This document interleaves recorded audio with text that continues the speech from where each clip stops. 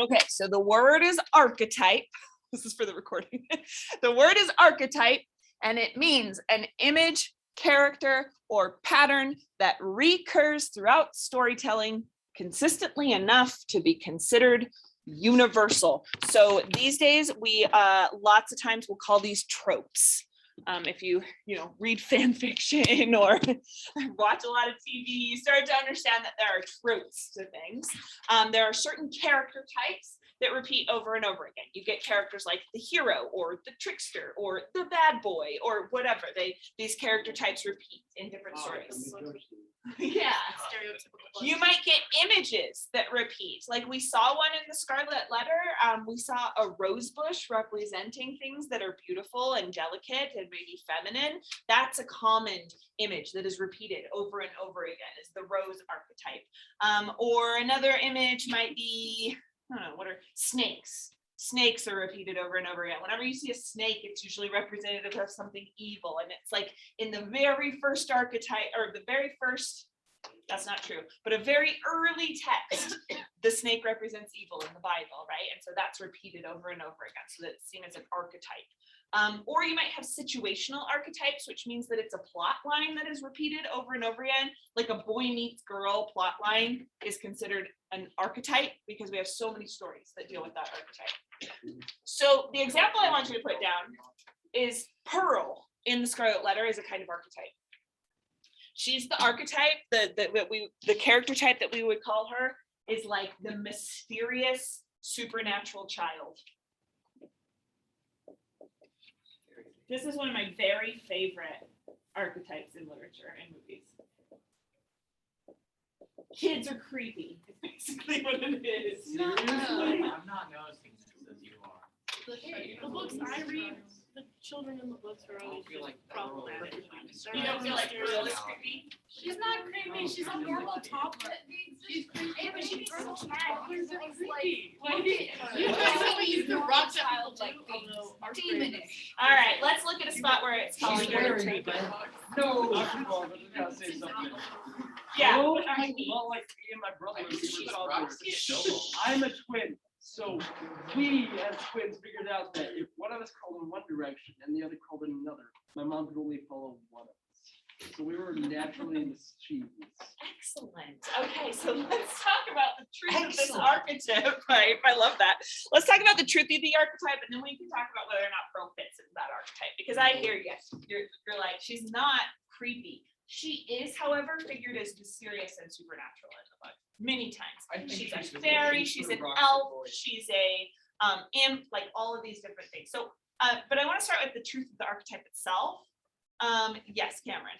I used to put rocks in snowballs. Does that make me supernatural? That makes you a serial killer. Oh, okay. No, it is not. It is not. Yes, it It is not.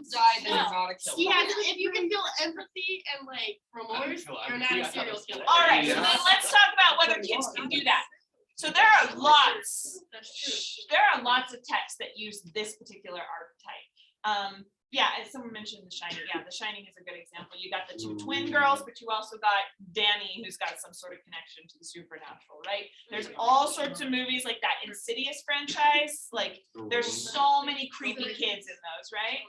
Grandma. The Sixth Sense, yeah. The Ring. Grandma, it's the grandma that's the evil person, Insidious. isn't it? What?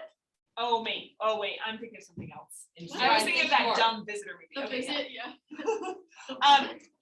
Wolf. Exactly. There's like, so in literature you get the same thing. There's all sorts of books about the evil, the creepy little baby. There's Rosemary's Baby where it is actually the devil's baby. There's a book called The Bad Seed where the girl is just like, I don't know, hurting all her classmates, throwing rocks at in snowballs, you know. Hi. So there's something about literature under this archetype definition. It says that means that it is considered kind of this universal concept. So that's not just coming out of nowhere. For some reason, we've decided as a culture that creepy kids are effective and there is something true about kids being creepy. Dolls. Yes. Or dolls that look like kids. So why do you think we have this archetype about creepy kids? What makes kids kind of inherently creepy? We don't understand them. Okay, that's one. You But don't Megan. understand children? Like, small children? Megan, why? Not Why? all Okay, like you. I was gonna say like if everyone's ever like you're sitting with like your niece or nephew or your grandkids or whatever, and all of a sudden they just laugh at anything, like, but you're not doing anything, you're just holding them, and like they'll just start laughing. Spontaneous and random, and it feels like they're acting without reason. Yeah. Excellent. See? Justin? You don't understand why they're laughing. I guess you could argue against it, but it's like kind of both. Sometimes like kids are really, really like in control of their emotions, and then other times they're not. So All right, so it's like emotional outbursts.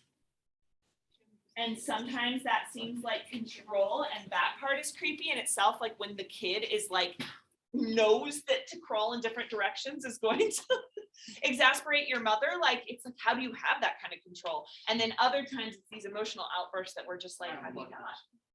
Yeah, Ren.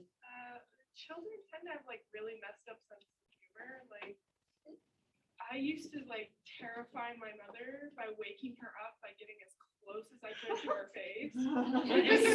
See, my mother would wake up when I was walking down the stairs. You have to be on their phone. It's hilarious. Good. So it's specifically the sense of humor that we seem to be pinpointing on. It's not necessarily that they cry. That seems to have some sort of rationality to it, or not rationality, but like it makes sense. You're hungry, you cry, because when you cry, you get food, right? But it's like the laughter part that we are upset with, which I find really interesting. Let's go back. Have you ever seen a kid Are cry? Kids are easily manipulated, so like in movies, like Okay. yeah. So it's like they're susceptible to influence, Yeah. meaning that like someone evil could control them. Alex? They're not what they think. Because like ghosts and supernatural stuff, they often take the form of children because children are so ignored. Okay, good. So they're supposed to be innocent. We associate them also with innocence, which is really interesting that children in movies and books are often either figures of innocence or figures of like evil and mystery and supernatural qualities. So it's like the outside not matching the inside, and our expectations, we never quite know what to expect. Yeah. Yes. Claire? No filter.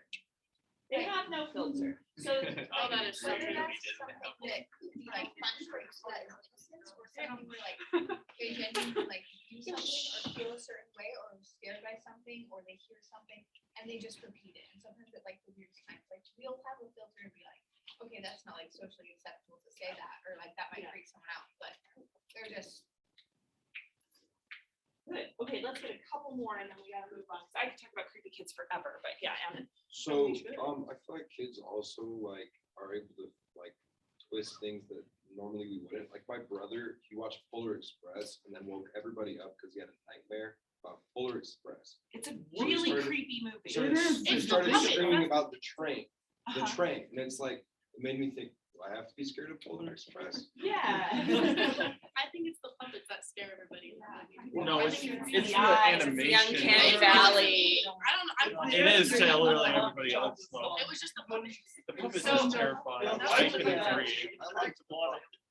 So it's that twisted view on what we think of as reality. I think we get raised into a certain version of reality that we are comfortable with, and kids haven't yet been acclimated to that version of reality. So they point out stuff that you like didn't even see, you didn't notice, or they have an emotional reaction that you don't think is like appropriate, and suddenly it makes you question your own version of reality.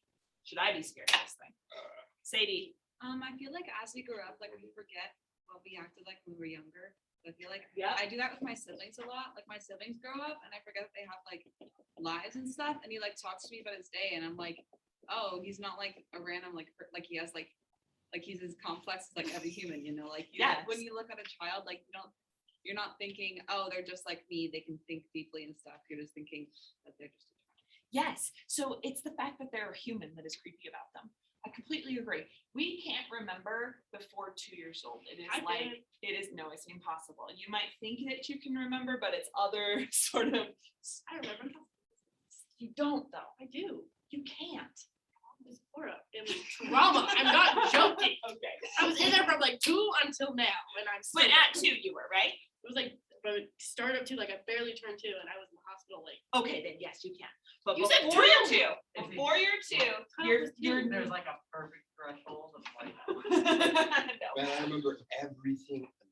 But like your very early childhood, like infancy and toddlerhood, like you can't remember because your brains have not made those neural connections yet. I'm not a brain scientist. I don't know how it works, but Riboflavin. but I did graduate in psychology, so I do know that creating those kind of memories is virtually impossible. But I'm sure that some people have. So that means that the child self that we once were is completely unknowable to us. We, that little person walking around, apparently it was me, but I can't really know what it was like to be a child. Yes. I've never stopped being a child. That's nice. I like that. So that they become like that kind of mystery to us. Lena? He's been doing like longer eventually one. My cousin made me mad when I was little. She made you what? My cousin, the boy cousin, is about 2 years older than me, made me mad when I was younger, and I waited like 3 or 4 hours later until I came up behind him like watching me and him like over him. Oh my gosh. That is Wow. vindictive. Violent child. And they don't know their strength. Grudges. Hold on. You ever been bit by a kid? Yes. Yes. Oh my What is God. wrong? Bit myself There as we a go. kid. Evil kid. That Yeah, was a scar. That's why I shake hands. Oh my God, no. I have a couple. First off, I'm going back to the messed up sense of humor. I have 2 tiny children, tiny siblings, not children. They're not mine. Yeah, that's I don't want them. Anyway, one's 5 and one's 2. And the 5-year-old is obnoxious when he wants to be because you're like, hey Luke, will you pick this up? No, and then he runs away laughing. And it's like, what goes on in your mind? Here's part of the reason that happens, and that's the last part on this. So Spite. children are egocentric, which means that they haven't yet developed the possibilities for empathy in the way that we have. That doesn't mean that they don't love their parents or their siblings, or like kids can love, but they are the center of their own world, and it is very hard for kids to feel what other people feel. That's what empathy means. So if they bite someone, it's like they can't really know, they can't really imagine what it feels like to be the person getting bit, right? Until we bite them. They're kind of, exactly, that's the solution. They're kind of the center of their own world. Have you ever seen 2 kids, like little kids playing next to each other? And one gets them. They're not playing together, right? Usually. They're usually like they've got their own toys, and then they look over and they see the other kid has a toy, and they're like, well, that's my toy now too, like, and they're not like sitting there thinking like, I want to get vengeance on my this little baby right here. No, they're just like, that kid has a toy and I would like it too. So they're just kind of stuck. It's called parallel play. They're kind of stuck in their own little ego world, and that makes them a little bit mysterious, supernatural, because us as adults, we know what empathy feels like, hopefully. If you don't, Yes. go therapy. I don't know. But Yeah, they Bella. feel like along with like the egocentric thing, like they're very confident. Like kids like will never say like, oh, I don't feel like I look good today. They're just like, whatever, I just want to go play with my toys. It's the best thing about kids is that they're so sure of themselves. Yeah. Yeah, about that. Like my brother once, instead of being like, do I look good? He went out in ripped pajama bottoms, shirtless, and went to ask his neighbor for water. Did you guys not have water? Oh no, we did. But He wanted he theirs. wanted water and a snack. My mom said no snacks. My brother took that to mean no snack, no water. So he went to the neighbor, and they almost called social services. Oh my God.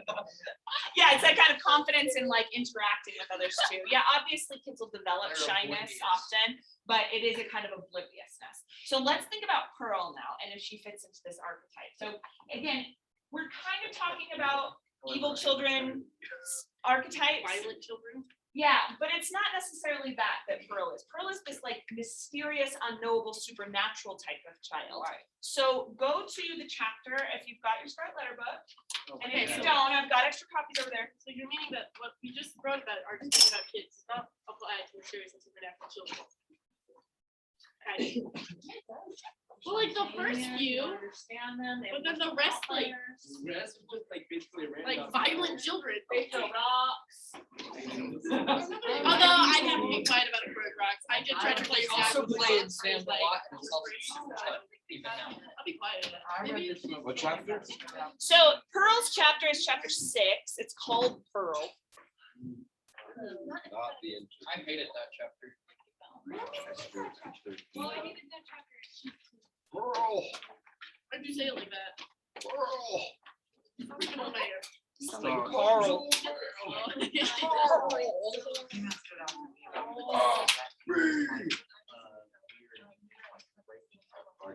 Okay, so we have different page numbers. Let's look. 1, 2, 3, the 4th paragraph. No.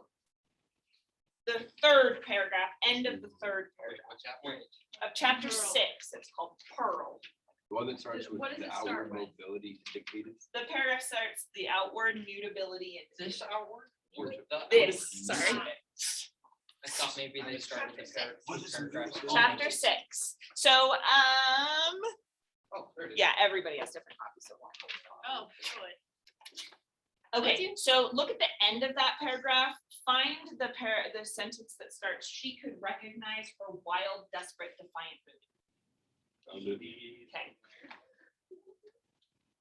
Okay. So it's chapter 6, 3rd paragraph that starts this outward mutability. Yeah, but tell me on the page. And then the sentence starts, she could recognize her wild, desperate, defiant mood. Page 86. Page 86. Okay. And next year I gotta remember to copy this one.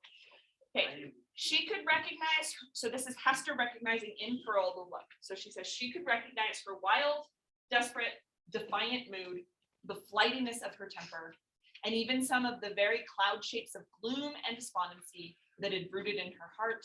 They were now illuminated by the morning radiance of a young child's disposition. Sorry, I messed that up. That is Hester's look, isn't it?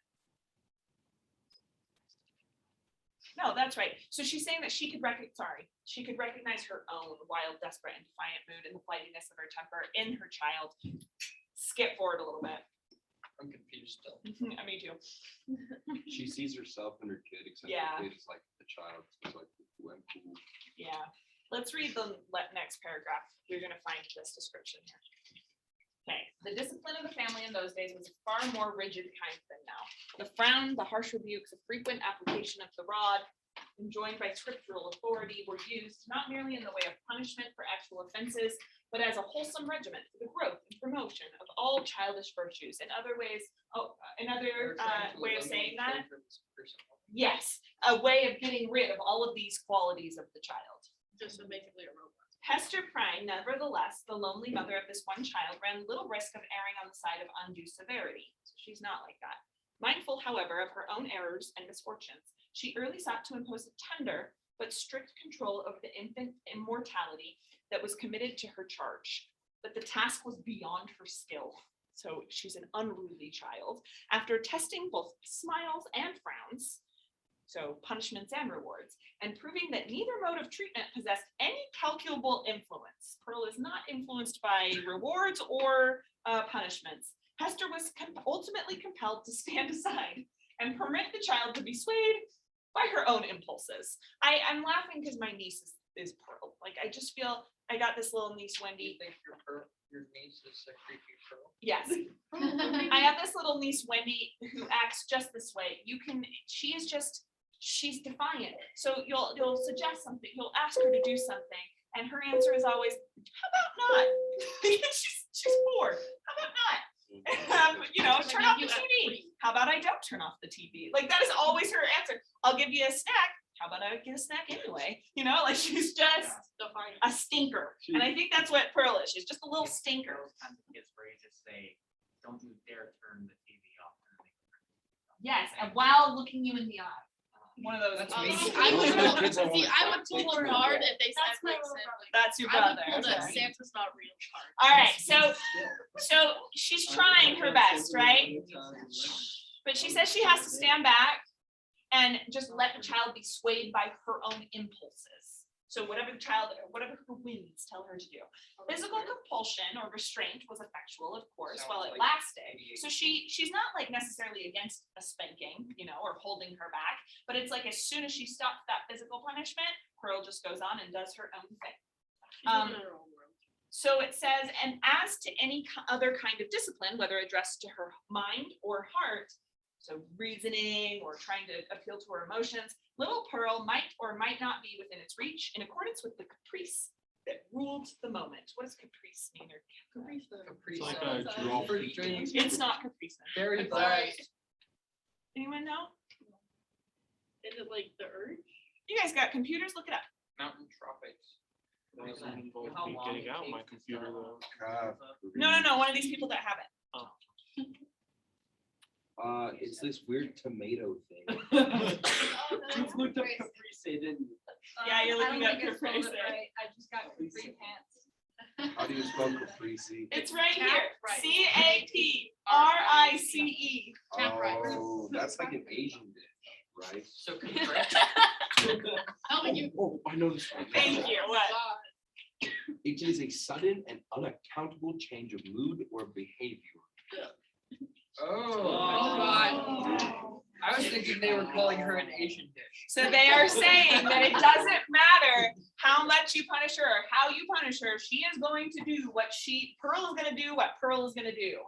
Her mother, while Pearl was yet an infant, grew acquainted with a certain peculiar look that warned her when it would be labor thrown away to insist, persuade, or plead. She gets a stubborn look in her eye and she's just going to do what she wants to do. It was a look so intelligent, yet inexplicable, so perverse, and I love that word perverse there, so perverse, sometimes so malicious, but generally accompanied by a wild flow of spirits that Hester could not help questioning at such moments whether Pearl was a human child. She seemed rather an airy sprite, like a fairy, which after playing its fantastic sports for a little while upon the cottage floor, would flit away with a mocking smile. Whenever that look appeared in her wild, bright, deeply black eyes, it invested her with a strange remoteness and intangibility. It was as if she was hovering in the air and might vanish like a glimmering light that comes we know not whence and goes we know not whither.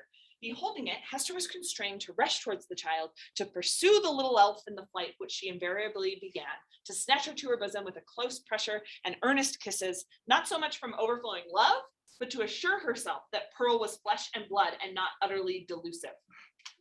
But Pearl's laugh when she was caught, though full of merriment and music, made her mother more doubtful than before. So that's where this mysterious child comes from. It's coming from Hester's perspective, right? At the end of this book, though, page 157 and 9, well, close to the end. We don't need to go to this one together, but I just want to tell you where Pearl kind of ends up. So that's like Pearl at the beginning and Hester's perspective on Pearl. But at the end, we get a different perspective on Pearl. It says, in the little chaos of Pearl's character, there might be emerging, and could have been from the very first, the steadfast principles of an unflinching courage, an uncontrollable will, a sturdy pride, which might be disciplined into self-respect. All right, so I think that this book is definitely using this archetype of the mysterious child. Based on that first description, do you agree with me now? A little bit. She's not an evil child, but yeah, she's like a kind of changeling or a sprite or a We're little just elf seeing it or She's from a the point of regular view of child. Hester. exactly. So we're seeing her from the point of view of Hester as this uncontrollable child, right? But she does have these characteristics that we've been talking I about. agree with that.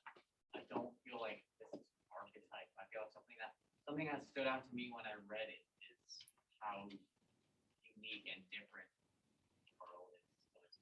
Yes, excellent. So I think like she's unique in the Mysterious book. figure. No other child is like her. But I do think we've seen the cute fairy child before.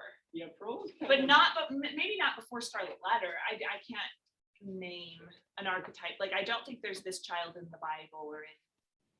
Is there one in mythology? Cupid, I guess, in mythology. His name was Cupid is freaking Jesus. crazy. He was a different kid with supernatural powers. Jesus. Oh, I think that Just doesn't to quite choose it for a apply. second. I First imagine time. how I was bad like, it what? would be to be your I was mother, like, just like, why couldn't you be But one of there those is a way that Pearl is supposed to serve as a kind of example to us. So it's like, it's almost like he maybe wants to turn her into more of an archetype. So at that very end, she still has these qualities. Like they're not saying that she lost the unknown qualities that she has, or the spontaneous emotions, or anything like that. But how does he flip that and turn it into a positive quality that Pearl has? Because he doesn't, like, I almost feel like he's not saying, like, she's like a little terror, a demon. He makes it seem like she's this little elf child, a little, like, sprite, and then it makes you think, like, oh, that's kind of cute. Right. But when you hear, like, this child is a demon, you think blood, fighting, and just urge to just ruin your life. You see it through the eyes of a Puritan at first. At the beginning, you're thinking this kid is uncontrollable. It doesn't matter what we do. She's just going to act on her own whims and her own caprice, right? Like she is not going to be a good, solid Puritan citizen. But by the end, he's saying she has steadfast principles, unflinching courage, and uncontrollable will. So what does that tell us about Hawthorne, how Hawthorne feels about Puritan citizens? That they judge too fast. Yes, okay, they judge too fast, that they are going to get rid of things that are interesting, and they're going to get rid of people that have their own self-respect. They're going to get rid of people like Pearl and kind of tame that childlike quality out of her. And because Hester doesn't do that, now we've got this possibility of Pearl in the world, which is like a good thing to have. James? I'd say that he also kind of thinks that the Puritans don't really trust in people's abilities to change fundamentally. Or people's abilities to just trust themselves too. Because Pearl doesn't change fundamentally, but we see her in a different light. We see her as somebody who is the hope for the community rather than just like a little rascal. Yeah. And going back to the whole, they want to like the child out of her and all this. I remember they had to go to his house. They were about to take her away because they didn't think that she was going to kill. And that they're wanting to like do a holy and everything. Yes. But really, I don't think that's trying to even show you that. Like I think she was trying her best. They just didn't see that. Yes. So Pearl would have been that child anyway, you feel? And I think like the way that it talks about how she's trying to discipline her, but it doesn't work, might give us evidence for that. I feel like maybe you see as the Puritans as like super traditional and they want everything to be like the same way all the time. And Pearl kind of tries that for them. And in the end, she's saying maybe that that's a good thing to be slightly different than normal, because normal could be unexpected. And if you're different, you could be better. Yeah, exactly. It's kind of flipping the evil child archetype on its head and saying like, we should like the creepy child. We should like the creepy child because the creepy child represents what's interesting about us. Lucy? Honestly, Hawthorne just like challenges so many things in this book that it doesn't surprise me that he's like challenging this too. Yeah, for sure. It's like challenging what we think of gender, or challenging what we think of sin and religion and just all of it. Yeah. Justin? I think that Hawthorne's kind of going on that idea that like, she can be seen in this good way because she's growing up without a father as well. And then like having your mother like has a like a common bit kind of like the bad person in the town kind of takes a toll on her too. I feel like Hawthorne is saying that she's kind of somebody to look up to because she's like persevering all the troubles that have been put down on her. Yeah, and it's almost, if she hadn't had all of those struggles, then maybe she wouldn't have been the most interesting child, the most interesting member of this community. So it's like, she's hardened into a diamond kind of idea. Okay, that was word of the day.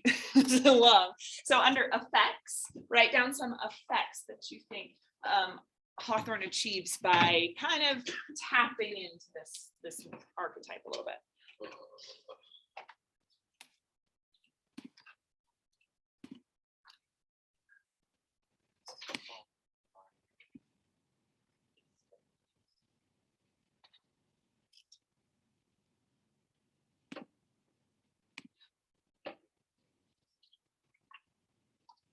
Another way to think about effect is you could think about why Hawthorne's making the choices he makes. So why does Hawthorne choose to make Pearl into a little sprite?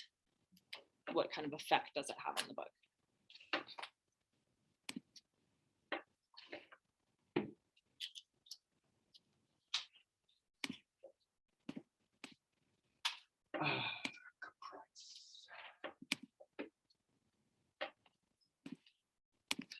What's that? Caprice, I think. Caprice. Yeah.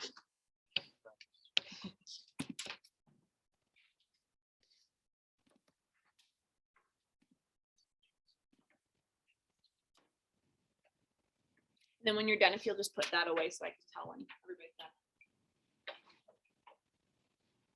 And pull out your Instagram picture from last time. Oh boy.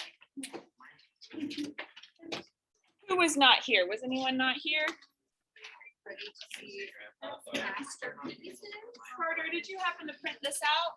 Perfect. Ms. Bora, are you ready to see masterpiece? I am. Are you ready? Doctor. Gorgeous. I can't really see it from here. Mine's better. I do, yeah. For those who weren't here, I've got pins for you. Yeah. Mine's what you Nice. do. Yes. I saw it for my Letterman, so. Mine's a person with his arms behind his back staring at someone with a letter A that I forgot to. Okay. So last time at the end of class, you had plenty of time, I feel, to draw a picture from your character's point of view. So you were in groups of 3. If you weren't here, I'm gonna have Ruben, Megan, and James be in a little trio, okay? All right, and I'm gonna say, you are Dinsdale, no, you're Hester. You're Hester, because you know more about Hester. You're gonna be Dinsdale, and James is gonna be Chillensworth. Oh, great. You be the creepy man. Yeah, you're creepy. Okay, so you've got your Instagram I'm gonna be picture, the right? guy that is, did my job. And you are a character, so I'm gonna pretend that I'm Hester. I'm gonna give myself a little name. I'm gonna say Hester. We did start this. Okay. 1642. That's my name. Okay. And then I drew a picture from Hester's point of view of the events that happened at the beginning of the novel. So when I say from her point of view, it's like you're imagining they had social media in Puritan times and she's posting about this event. She wants, like, I don't know why she'd want to, but she wants everybody to know about it. So I do know why she'd want to, because the picture that I think she would post kind of looks like this. It's a baby. It's a baby. No baby has that much curly hair. It's George Washington. Sorry, that is a good. baby. It's a baby. That baby should not have that Oh, much hair. that's a squiggly egg. And most It's babies are embroidered. small. And then my hashtag says Pearl looking beautiful. And I'm gonna do hashtag Gee, inflated. All right. Massachusetts Bay colonies in Boston, yeah. All right, so I've got my picture. I think this is from Pearl's point of view, and the reason that I think this is what Pearl would post to describe it, I don't think she's Self-centered. no, because look, she's not even in it. Sorry, You said Esther? You said Pearl. I did. Except Pearl. It would be cool if Pearl could post on Instagram. I meant Hester, sorry. Oh. The reason I think Hester would post this picture is because she calls Pearl her Pearl of great price. It's like, this is this amazing thing that I got. Even though I know what I did was wrong, I know the community really punished me harshly for it, I'm still glad I did it. So that's why I think she's gonna post a kind of braggy, kind of mom on social media picture about Pearl. But I also think as part of Hester's character, she's not afraid of the A. It's like she sees it as a sign of guilt and shame, but she also doesn't want to hide from it. And the book calls it fantastically embroidered. Makes it sound beautiful. Yeah, and she has made it beautiful. She on purpose made it this ornate thing. So I think that shows us that she has creativity. I think it shows us that she has pride in her abilities. But I also think that it shows that she does feel a sense of guilt and shame over what she has done. So I've taken a little line here and I have pointed to a quote and a little explanation for what that quote shows us about my character. So basically that is your next step. You have a picture, most of you, and you're going to kind of annotate the picture. So you're going to point to choices that you made. Maybe here I'll point to Imp Baby, and I'll go and find that, that quote about Pearl following her caprice. Oh, yeah. And then I'll explain it right here. So just little annotations, you need 3 of those on your image. If you are like, I don't know where to find descriptions of my character, here are some, you can use descriptions from anywhere in the book, any quotes that you want, but here are some places where you can find descriptions. So Hester in chapter 2, the paragraph that starts "When the young woman" starts a really good description of her. Dinsdale in chapter 3, the paragraph starts "The directness of his appeal." And then the Chillingsworth chapters just at the beginning of chapter 10, there's some great description. Okay, does anyone have any questions so far? We're gonna do more with this, but that's where I'm gonna pause for now. And you've already done it, right? Did you do the annotations part too? Okay, cool. So we're on the same spot here. If you weren't here last time and you didn't watch the class recording yet, you're gonna have to go super fast to get caught up. Okay, so Hester, Dinsdale. Was anyone else not here that I missed? Okay, cool. Then you can, if you want to now, you can go and sit by your trio if you weren't sitting by them already. And it doesn't have to be silent in here while you work on it. If you're feeling a little bit lost or you need some help finding quotes, you can talk to your classmates. I'm going to give you about 7 or 8 minutes to finish this part. Vertex savvy, not really. Is because these character types are so clearly written. And because not just Pearl, but all of the main characters in this book have some archetypal qualities to them. So Hester appears a lot in literature. She's the kind of fallen woman character. A character who the stereotype is that women are, more innocent or more pure, and so when they sin, they fall further than would a man. And this character type appears all the way back to our earliest texts. This character type appears in the Bible with Mary Magdalene. So we've got that character type, right? We also have Dinsdale, who is a kind of reverend character type, the religious man. That's me. And then you have Chillingworth. I keep adding an S, but Chillingworth, who is a villain. And he fits a lot of the archetypes of the villain, including one that is like very problematic, actually.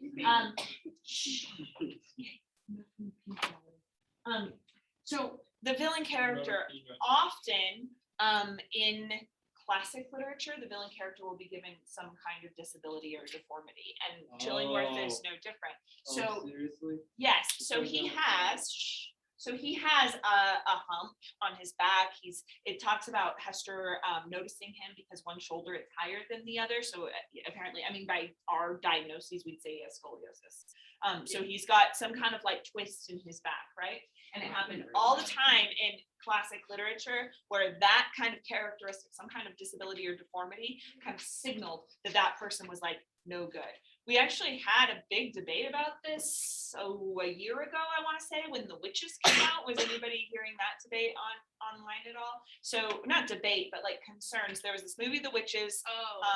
When Roald Dahl wrote about the characters, he wrote about these women that wore gloves on their hands because when they took off their gloves, their fingers looked like claws. And so this most recent movie decided, okay, I think what we'll do to make that, to make these women look like evil women is to give their hands deformities.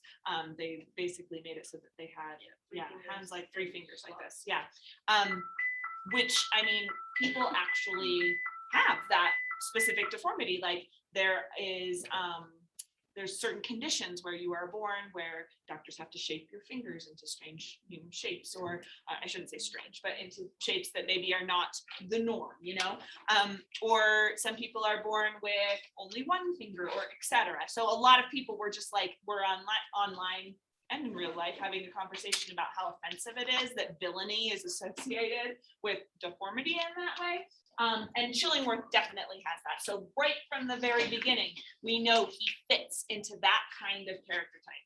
We're still gonna be doing some writing and stuff, so don't put stuff away. We've still got 15 minutes. Is Yeah. that why, like, the Hunchback of Notre Dame, the villain, like, he was Seen by the villain as the society, yeah. And I think it's what Hugo, He is the author, Dumas was trying to like undercut with that one. Yes, exactly.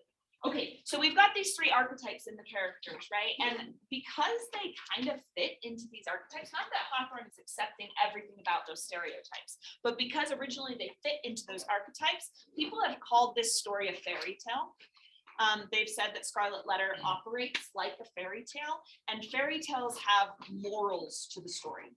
And remember, we spent 2 full days on the prison door, and we were talking about how the prison door and the wild rose bush is talking about like a kind of moral tale. And that as you are entering into this tale, let me pluck a rose and give it to you. And this could be a sweet moral blossom, or it could be just a little, bright spot in a gloomy tale. And it feels very fairy tale-ish there at the beginning. So what we can do with archetypes and fairy tales is we can think about the moral to the story that is created with that archetype. And this is where we get into theme. So theme for this class, stop me if we've talked about this year, needs to be a complete sentence. Have we been very clear about this yet? Okay. Theme needs to be a complete sentence. It is a kind of argument, or you could think of it as a kind of moral that the story contains. Usually those are, the arguments are kind of about how human beings are, human nature. The book will give us some sort of hint into what human nature is like, and it's making some kind of argument about that. They also are not cliche. So you couldn't have Never give up. a theme that is just justice, because that's one word. That's not a moral or an argument. If you said, like, what's your argument about this? And I said justice, it's not a full thing, right? But it also can't be justice is blind, because that is a phrase we have heard a million times before. Instead, you want it to be specific and complex. Justice isn't blind. Maybe, but then you would say because blah blah blah blah. I thought you were supposed to explain your theme. You definitely want to explain it at least a little bit. So you can get points for this word, phrase it. Exactly. You want to use precise language as much as possible. Good people do good Okay, things. the last thing about a theme is it needs to be generalizable. So it shouldn't be justice is blind because, okay, justice doesn't really apply to this. Let's talk about love. Love is stupid. Your mom's stupid. My mom is not. Love is also blind. Love is not blind. Love is just stupid. Love is My mom is Okay. smart. Hang on. Yeah. Love is the topic, right? Okay. Love is blind is the cliche thing that you're trying to get away from. One reason that it is cliche is because it uses this very common metaphor. We would call that an idiom because it's used so commonly that people don't really even know what it means anymore. So I'm going to try and make it, I'm going to try and make it more specific, which means I'm going to say true love does not take into account physical goods. Okay, now I'm already starting to get more specific, right? But in order to make it actually interesting and specific and complex, I'm going to add more to that. True love doesn't take into account physical appearance. So what does true love actually do? I'm going to say instead, it is based on, let's say, a willingness to sacrifice the other. And now I've got something that's a little bit more complex. And when I say it shouldn't be generalizable, I shouldn't be saying true love for Hester is this, or true love for Dimmesdale is this. I'm saying this is a truth that the book has in it about human nature. It doesn't really matter if you agree with it or not. It's just about what the book thinks. So on your Instagram post, flip it over. We're not going to do another drawing. Another one. We're just going to use this as space to write a theme. So you're going to think about your character's archetype here. And you're going to write a theme that this archetype reveals. So thinking about, let's just do it, Hester as the fallen woman. Actually, let's think about Pearl. Since I don't want to step on anyone's toes with their character. No, you're totally fine. Step on a toe. Do it. Please. Pearl. Do your chilling work. Do chilling work. Yeah, chilling word. Oh, it's too late. I've already started writing. Mysterious I child. can arrange it for you. Okay, so Pearl is mysterious child, right? That's the archetype. To turn that into a theme, I'm going to think about why Hawthorne would include this archetype in the book. What kind of truth about human nature is he trying to reveal by including this archetype? So I'm going to say something about how nonconformity might be scary. Maybe I'd use a more intelligent word, but might be scary because we cannot control the unknown. But it offers new perspectives and valuable, creativity to a society, to a community. Okay, so I've thought about what Pearl is doing in the book, why he would include a character like Pearl. I'm trying to say what the argument is that he's getting at by including that character. Does that make sense? So you're doing that for your character. So whichever character you had, you're talking about why he was included in the book or why she was included in the book. And this, for those of you who haven't done summer reading yet, you're just going to have to do it like based on what you know about the book from our discussions. Do your best. What I am looking for here is more the structure of your thing than whether or not it's like right or wrong. So, okay. Well, in that case, be prepared for late. Make it complex. Do we have to do our characters that we did for the